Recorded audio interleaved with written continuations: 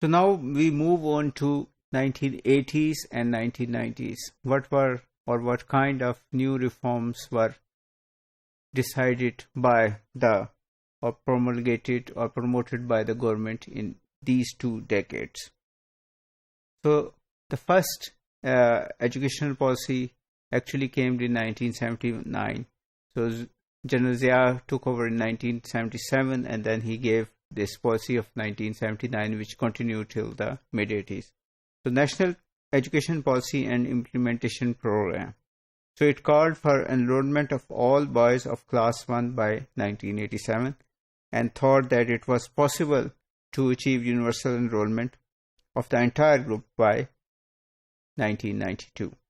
So actual situation was that the enrollment ratio in different provinces was 32% in Balochistan, 52% in KP, 59% in Sindh, and 56% in Punjab. And of course, there were large differences based on gender and density and other things. So this is basically the average, you can say. And if you want to know the real situation, we can compare these numbers with the numbers for rural girls or rural women.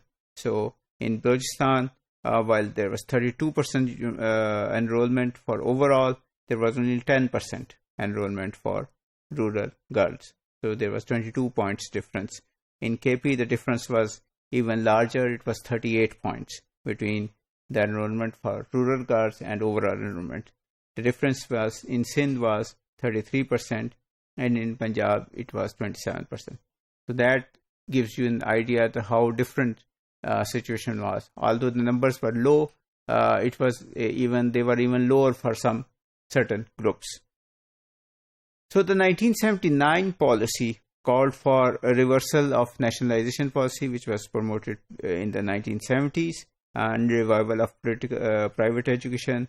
There was also a focus on Islamization of humanities and social sciences, and more to move away from foreign education to more modern but indigenous education.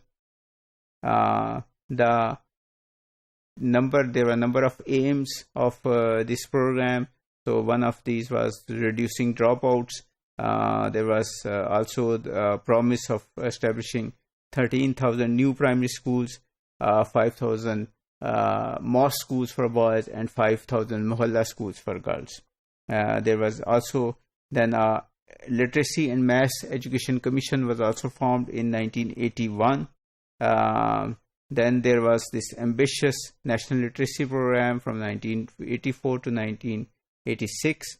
Then there was this nationwide literacy program and Nai Roshni schools. These started with the revival of democracy and Junaja government. So they came up with this idea of Nai Roshni schools. Then in 1992 there was another policy, National Education Policy, and it called for, again, there were different aims. It acknowledged that the progress is very slow. The literacy rate is 34%, which is lowest or one of the lowest even in South Asia. And then, of course, there is 50% dropout. Children join the primary school, but they leave early. There are widespread disparities between, for example, rural and urban, and men and women. And of course, another thing was that number of illiterates were rising. So we were improving, education institutions and quality and quantity of education, but because of the increase in population, we were educating more, but still more left behind. So these were the realities which were accepted by this 1992 education policy. But there was not much different in this policy from the past policies. And then, of course, there was another policy, National Education Policy in 1998, which again acknowledged that Pakistan is very far behind in case as compared to other countries. Pakistan is 142nd out of 160 countries in the world, and 6th in the 7th SARC countries. Again, tall claims were made, but there was credibility bad. Not much was done.